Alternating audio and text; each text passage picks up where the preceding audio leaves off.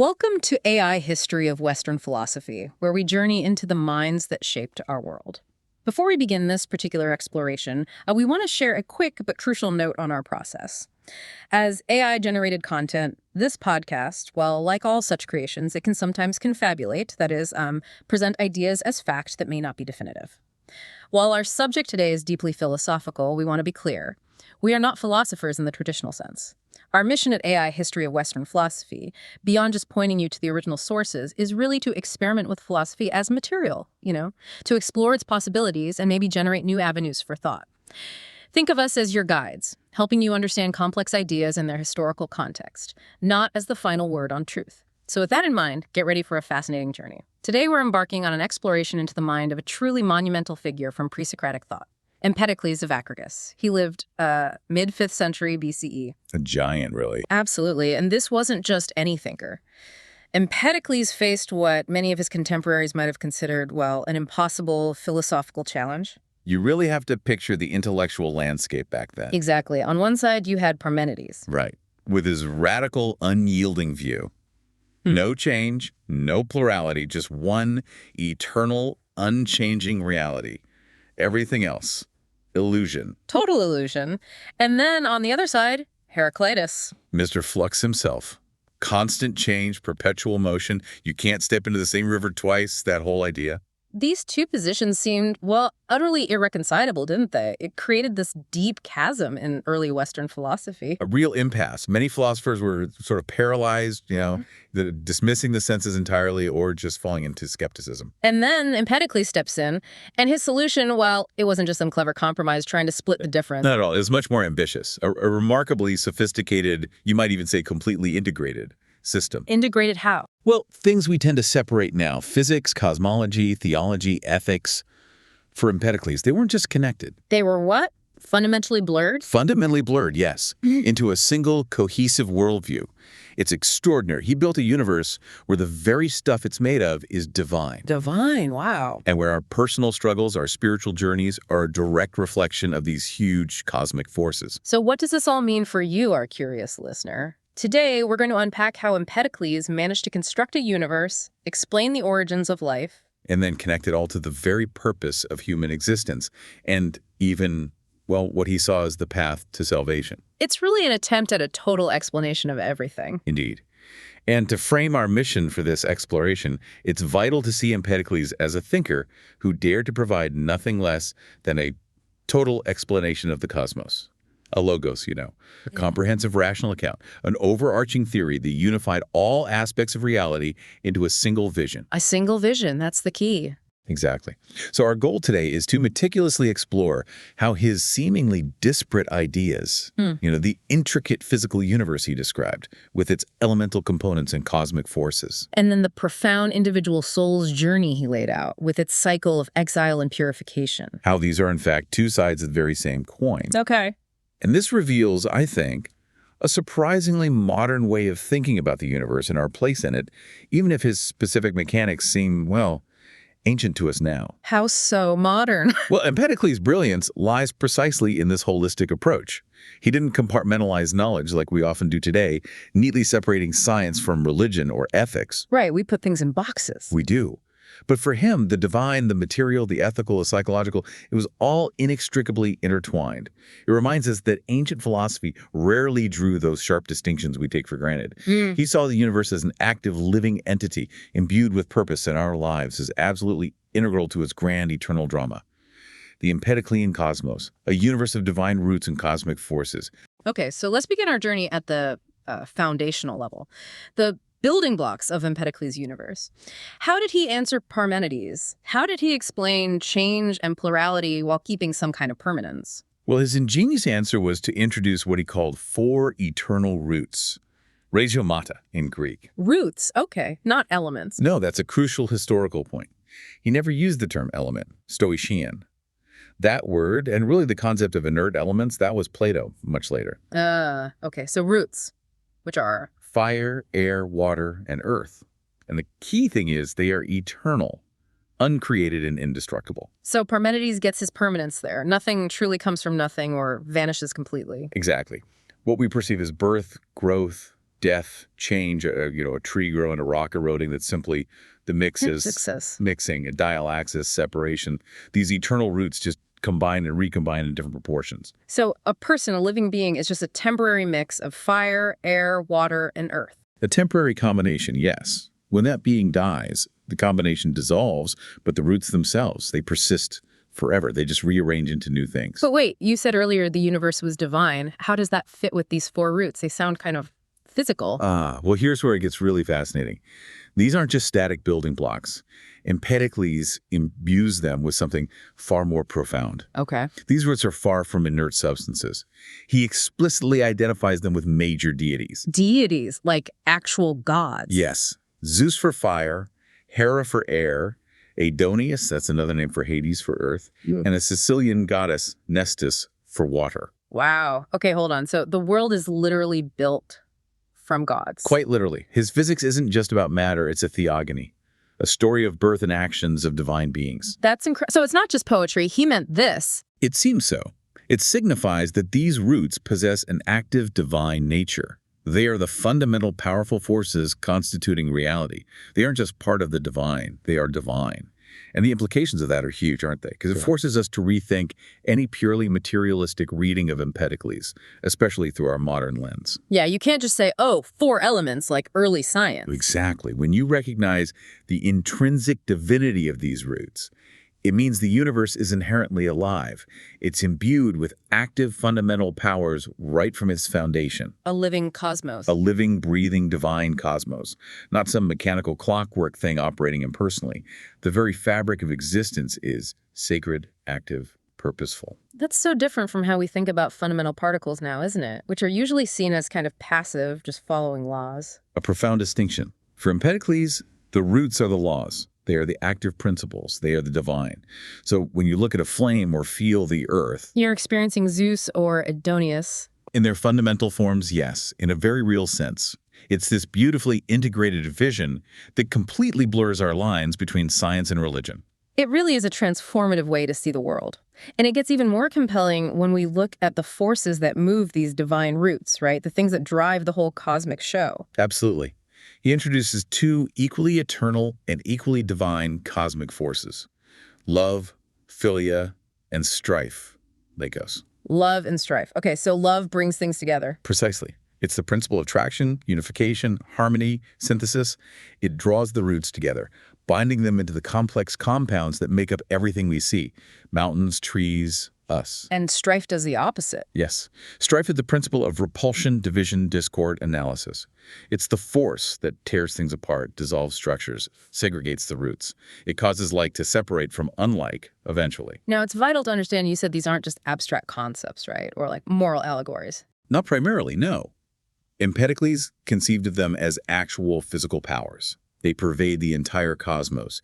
He even described them as having spatial extension, equal in length and breadth to the roots themselves. Wow.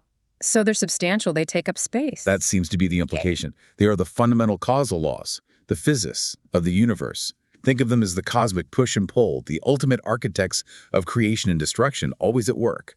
And what truly sets this apart, I think, is that the moral and psychological stuff we see in humans, compassion versus conflict, friendship versus hatred, those aren't the primary definitions of love and strife. But they're not. So our feelings are. They're manifestations, microcosmic reflections of these universal physical powers. Our ethics, our actions, they're a consequence of these cosmic laws because we ourselves are made of the same divine roots and subject to the same forces. Our inner world reflects the outer cosmos. Directly, which of course raises that profound question you hinted at earlier. Free will. Exactly. How does this challenge the idea of free will if our actions, our very leanings towards good or bad, are so tied to these huge cosmic forces? Are we really choosing freely? Or are we just playing out the eternal drama of love and strife inside ourselves? A tiny echo of the big cosmic dance. That's a heavy question he leaves us with. Yes. And this interplay, this dance between love and strife, it isn't static, is it? It drives this grand, eternal cycle, like the universe's heartbeat. A cosmic cycle, yes. With 4 major phases, driven by the alternating dominance of love and strife. Okay, walk us through them. Phase 1. Phase 1 is the complete and total reign of love. This is a state of perfect unity and harmony called the spheros. The spheros, like sphere. Yes. In this phase, all four roots are perfectly, uniformly blended into a single divine, conscious, and blissful sphere. Empedocles actually calls it a god, enjoying its deep solitude. So no separation at all, just pure blend. Pure blend, absolute homogeneity. Strife is completely exiled, pushed to the very edges, powerless but waiting. Waiting. Okay, so it's like Parmenides 1, but temporary, part of a cycle. Exactly. It's ultimate perfection, but it's a dynamic state within a larger process, not a static endpoint. All right, so Strife is waiting at the edges. What happens in phase 2? In phase 2, Strife gradually gains power. It begins to infiltrate the spheros. Yeah. This starts the slow, deliberate process of cosmic separation. It dissolves that perfect unity and kicks off cosmogony, the birth of a structured world. From that primordial blend, things start to separate out. Which leads to phase 3, which is where we are now. Precisely. Phase 3 is the world of becoming. This is our current state. Here, both love and strife are active and in conflict. Neither completely dominates. A constant tension. A dynamic equilibrium, you could say. And this tension, this ongoing struggle between unification and division, is exactly what allows for the diversity and complexity of life to flourish. Things are always mixing and separating, creating the temporary forms we see around us. And you mentioned this phase happens twice. Yes, that's right. It occurs once as strife is breaking down the spheros, creating our world, and again in the cycle as love is gathering things back together, heading towards unity again. So there are two periods where life as we know it can exist. Okay, and the final phase, phase 4. Phase 4 is the total reign of strife, complete dominance. Here, the roots are totally segregated into 4 distinct, pure masses, all the fire together, all the air, all the water, all the earth. Pure separation, what's that like? A cosmic, lifeless. Love's unifying power is at its absolute minimum. But from this point of maximum separation, love begins to reassert its influence, drawing the elements back together. And a whole grand cycle restarts. Exactly. It's just staggering in its scope, isn't it? It's not just about planets moving. It's the very heartbeat of existence, an eternal cosmic dance. And expanding on this grand cycle, Empedocles offers these surprisingly, naturalistic explanations for the origin of life zoogony and also for cognition, how we think and perceive. Naturalistic? How so? Well, his account of zoogony, the origin of life, is frankly a remarkable proto-evolutionary theory for his time. Way before Darwin, obviously. Proto-evolutionary. What did he suggest? He said that in the early stages of world formation, as love was starting to mix things up, life emerged through trial and error, not divine design in the way we might think. Okay. Initially, he described solitary limbs wandered about seeking for union. Can you picture it? Arms, heads, eyes, just floating around in some primeval soup. Wow, that's a vivid image. Kind of creepy. Isn't it? And under love's influence, these parts started combining randomly, creating monsters, really bizarre creatures. He mentioned man-faced ox progeny and ox-headed things with the form of men. So mostly failures, things that couldn't survive. Exactly. Most combinations were non-viable. But crucially, he said those creatures that were accidentally fitted to survive did so because their parts happened to combine in a way that worked, that allowed them to function and reproduce. That sounds incredibly like natural selection. Survival of the fittest, almost. It's a primitive version, yes, driven by the interplay of love and strife. And this process eventually led to the whole-natured forms we see today, beings that are proportional, functional, capable of reproduction. It's genuinely mind-blowing to think about someone developing a concept like that, even vaguely, over 2,500 years ago. Truly ahead of his time. Absolutely. And his ideas on cognition and perception are similarly sophisticated and materialistic in a way. They're grounded in his famous principle of like knows like. Like knows like. What does that mean? It means we perceive external things because the elements within us correspond to the elements outside us. Okay, how does that work physically? He thought effluences, tiny particles, are constantly streaming off everything in the world. When these effluences fit into the pores of our sense organs, like a key in a lock, perception happens. So light particles from a flower hit pores in my eye. Exactly. And the fire and air elements in your eye resonate with those light effluences.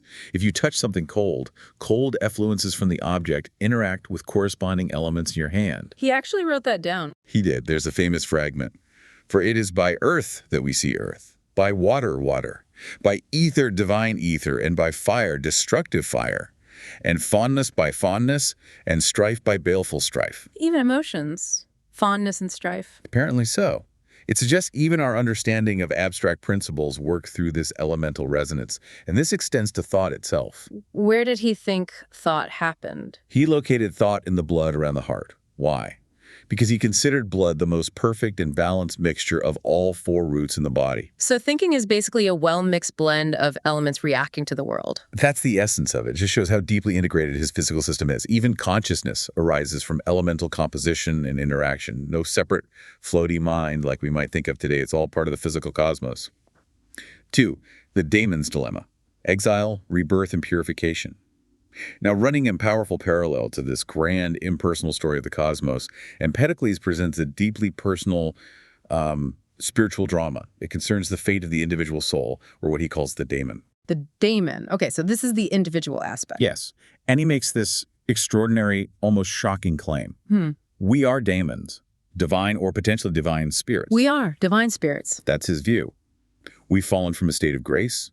We once lived in a community of blessed immortals, a state of unity and bliss that sounds very much like that cosmic spheros we discussed. So a perfect state. What happened? Why did we fall? We were exiled, banished from this divine community for committing a primordial sin. A sin. What's sin? Now, this is the critical link, the foundation connecting his ethics and his physics. Some fragments mention specific acts, violence, bloodshed, perjury, even eating flesh. Okay, moral failings. Yes, but at its most fundamental level, the sin is metaphysical. It's the act of trusting in mad strife.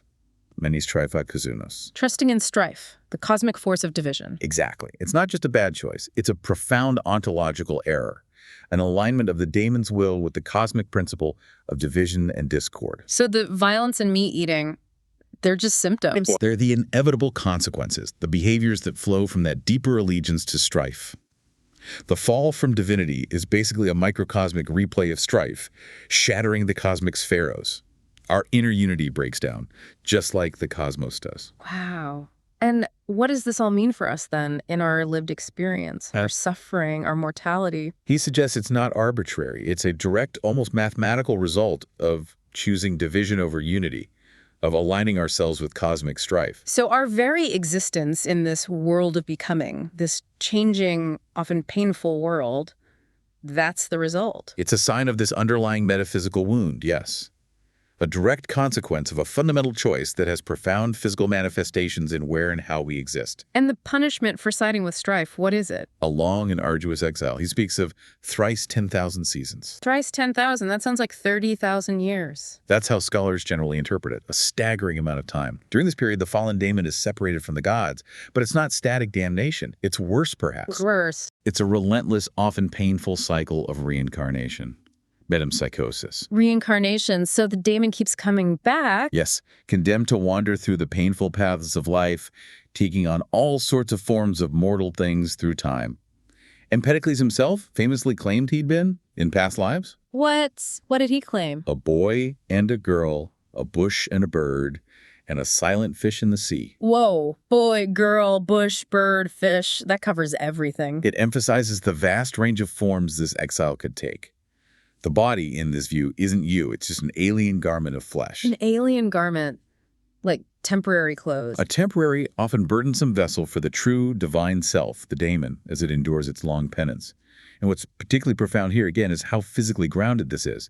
This transmigration isn't just some floaty spiritual idea. How is it physical? It's directly tied to his cosmology. Yeah. Reincarnation is the recombination of the eternal roots that make up the daemon into new, unstable mortal compounds. So the daemon itself is made of roots. It seems so. Likely a long-lived compound, perhaps of finer elements like air and fire. And its journey involves the constant physical rearrangement of these elements into different bodies. Remember his principle. Nothing is truly born or destroyed, only mixed and separated. Ah, so the daemon persists, just in different combination. Exactly. And the suffering we experience in this cycle, birth, death, decay, conflict, it's a direct physical consequence of existing in a world shaped by strife. The spiritual condition is a physical reality for Empedocles. It's not abstract punishment, it's just cosmic law working through the elements we're made of. Precisely. Okay, that sounds pretty bleak. 30,000 years of being a bush or a fish. Is there any way out, any hope? Yes, absolutely. Despite the grimness, Empedocles offers a powerful message of hope.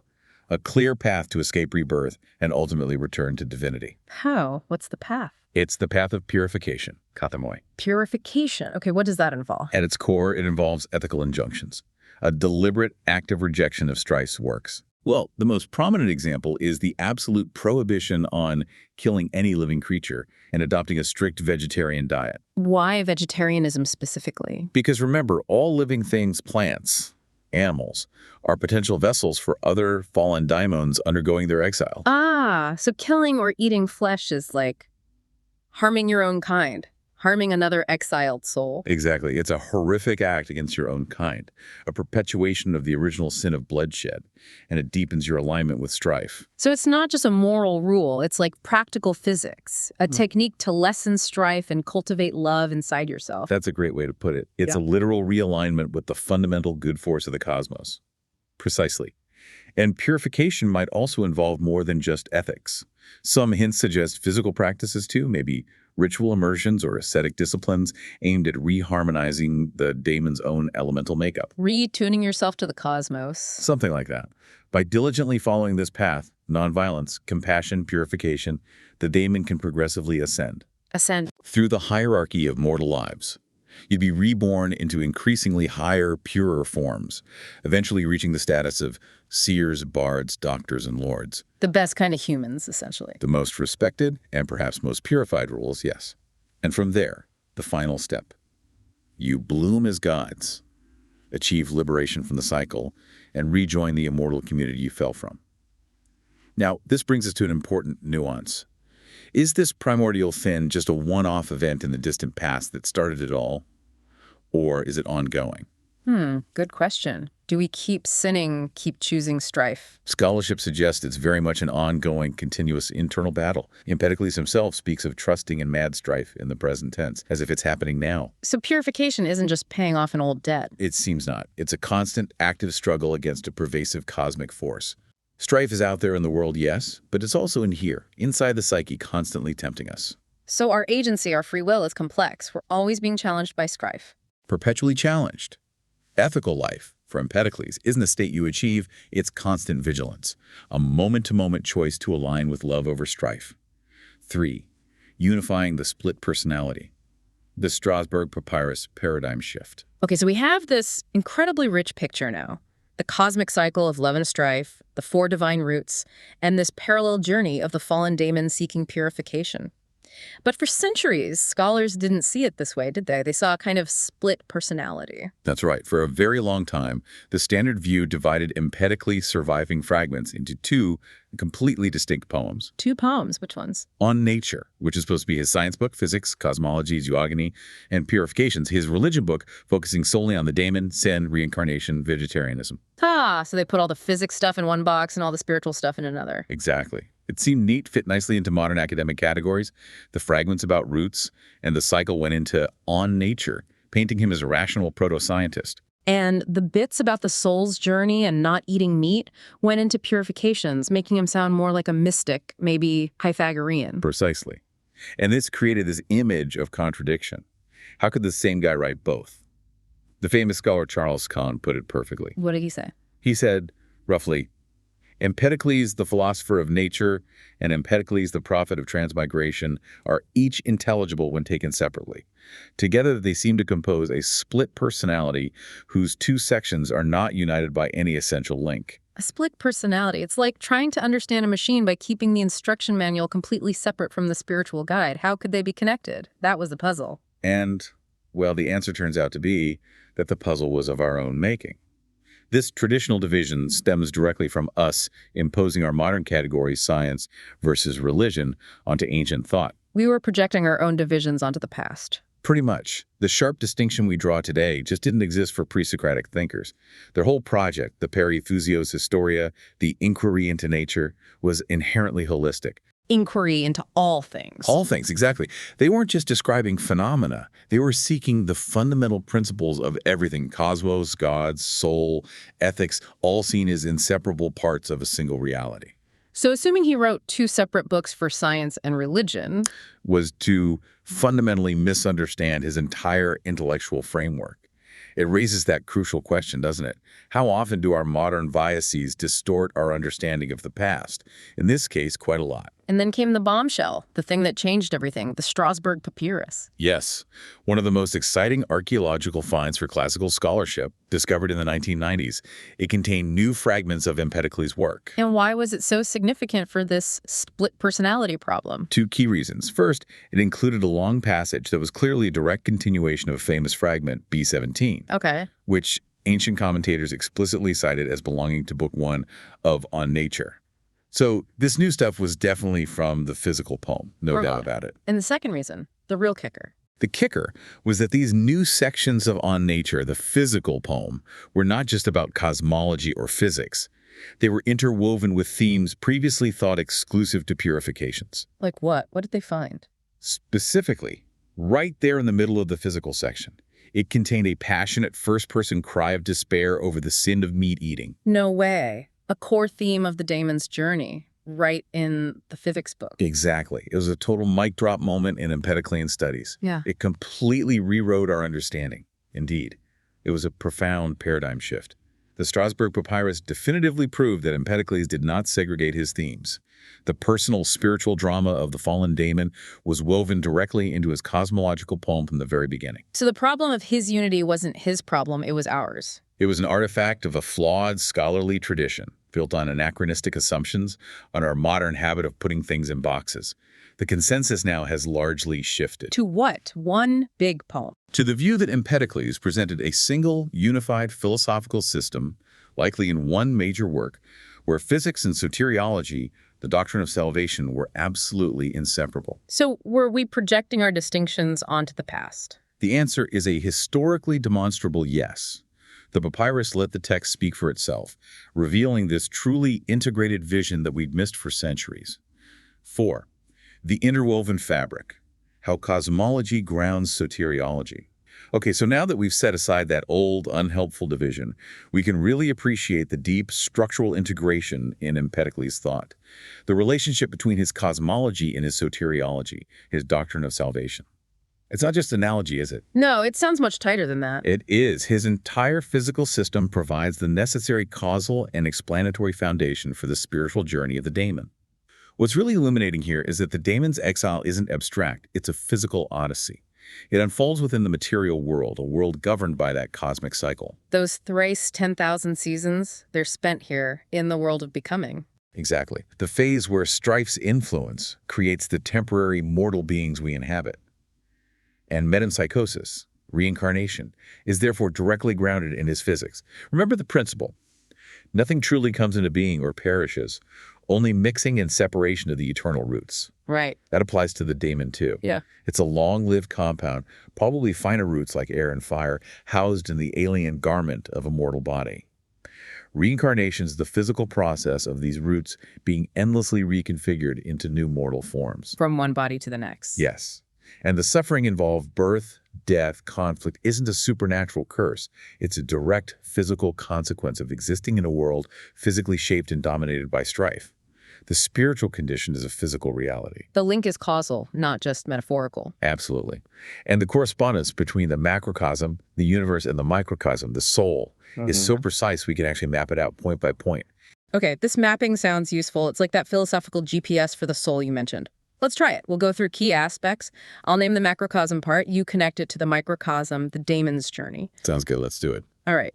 Primordial state in the macrocosm. That's the spheros, right? The blissful, unified divine sphere ruled by love. And in the microcosm, for the Daimon, that corresponds perfectly to unity with the gods. The blessed immortal existence in a divine community, a state of harmony the Daimon fell from. Okay.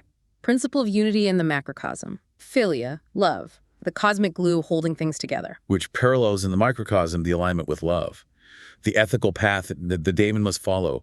Purification, nonviolence, compassion to rebuild inner unity. Next, the principle of division in the macrocosm. Neikos, strife, the force pulling things apart. And that corresponds directly to the alignment with strife. That psychological, metaphysical state of trusting in mad strife, the root cause of the Daimon's fall, and internal fragmentation. The fall event itself in the macrocosm, Strife infiltrates the spheros, starting the cosmic breakup. which maps precisely to the primordial sin in the microcosm.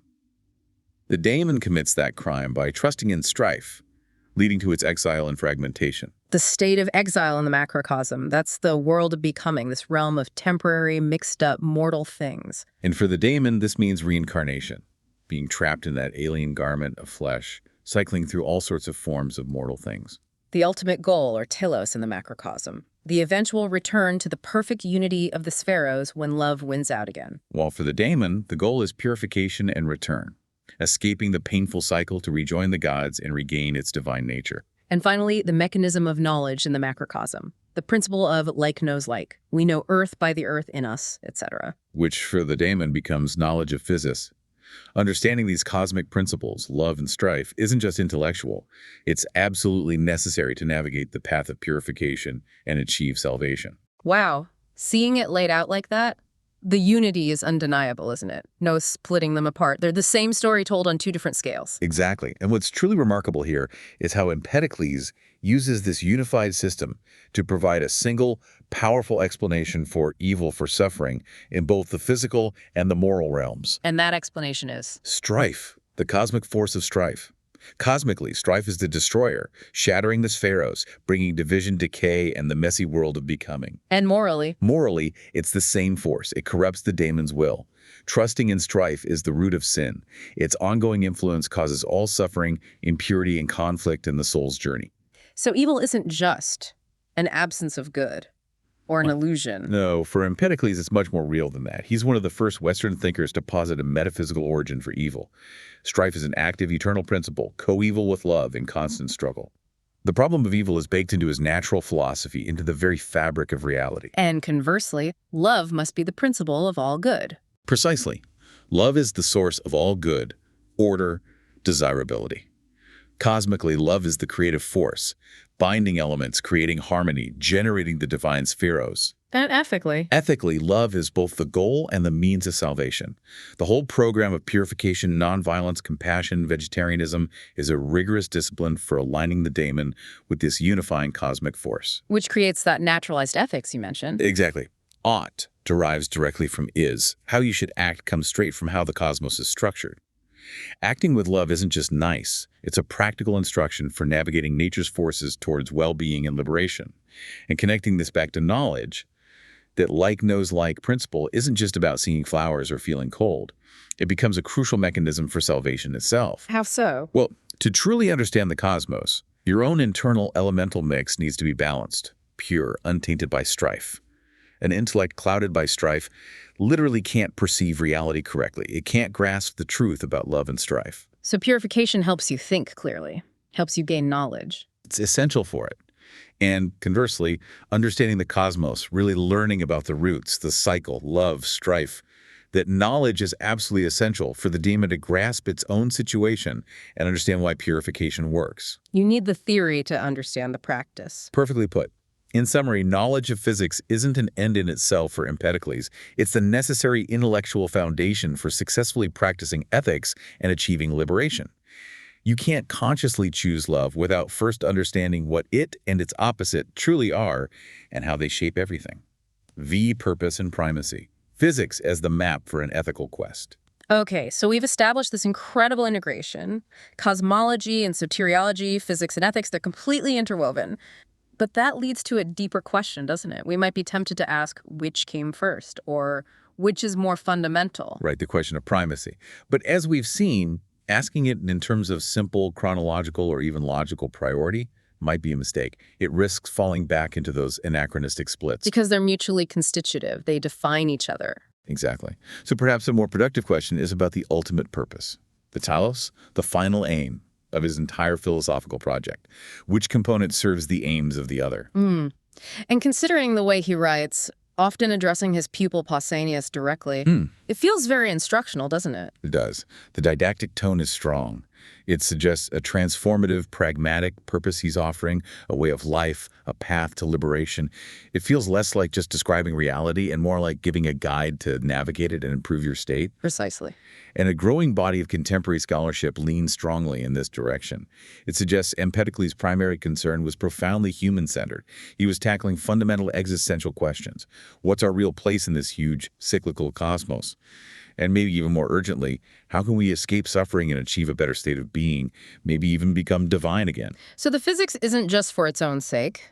From this perspective, no, the entire poem on nature can be read not just as cosmology, but as a philosophical project aimed at showing humans how to escape rebirth, transcend mortality, and become gods. So what's really compelling here is that his incredibly detailed cosmology, the roots, the cycle, love and strife, the zoogony, it's not just intellectual curiosity. Yeah. All that physical knowledge is presented as the essential prerequisite for understanding and achieving salvation. The physics is the means to a soteriological end. That's the idea. It's a kind of therapeutic cosmology. Understanding the true nature of reality is the first critical step toward healing the existential condition of the fallen Daimon. The physics is the map you absolutely need for the journey of purification. That really frames his whole system with such a clear, practical purpose. So the physical system serves, what, 3 crucial functions in this salvation project? I think that's a good way to summarize it. First, it's diagnostic. It tells you what's wrong. Exactly. The cosmology explains why the Daimon suffers, why we're mortal. It tells us we're fragmented, temporary compound, stuck in a strife-shaped world, trapped in alien flesh because of that primordial mistake. Okay, diagnostic. What's second? Second, it's prescriptive. It reveals the cure. By identifying love and strife as the 2 opposing cosmic forces, it shows salvation lies in rejecting strife and embracing love.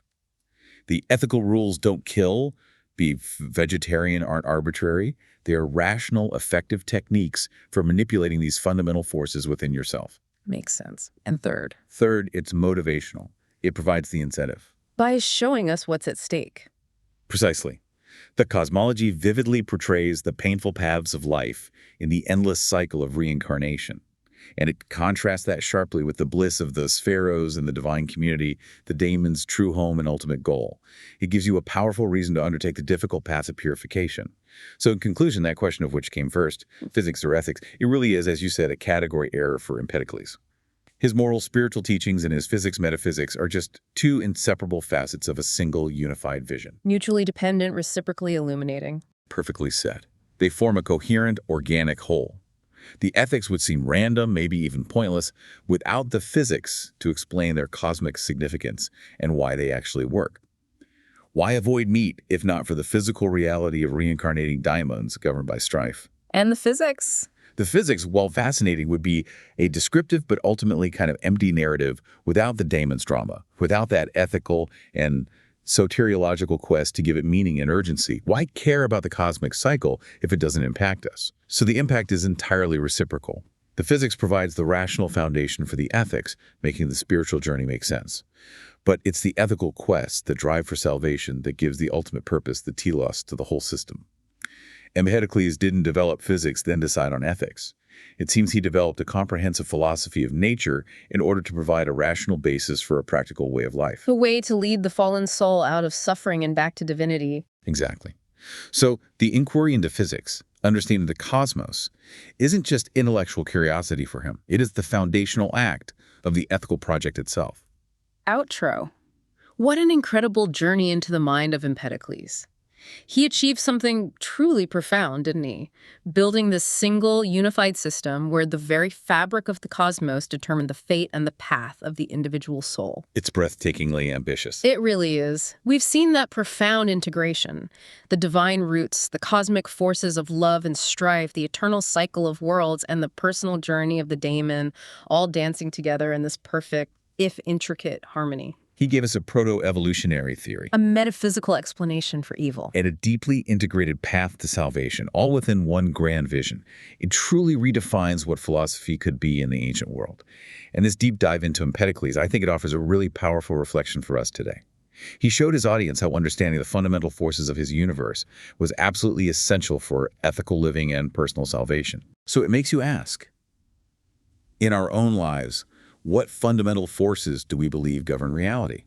whether we think they're scientific principles or maybe spiritual truths, economic laws, social dynamics, whatever they are for us. What are roots and forces? Exactly. And then the crucial question, how do those beliefs actually shape our choices, our responses to suffering, our hopes for a better state of being? Do our personal ethics truly align with our understanding of the cosmos? Or are we, maybe without realizing it, creating a kind of split personality in our own worldview, like those early scholars did with Empedocles? It's a question that really resonates, I think, far beyond ancient Greece. That is a truly powerful thought to sit with, and one that encourages us, maybe, to look at our own beliefs about the universe with a fresh, more integrated lens. We definitely encourage all of you, our curious listeners, to reflect on this powerful concept of interconnectedness.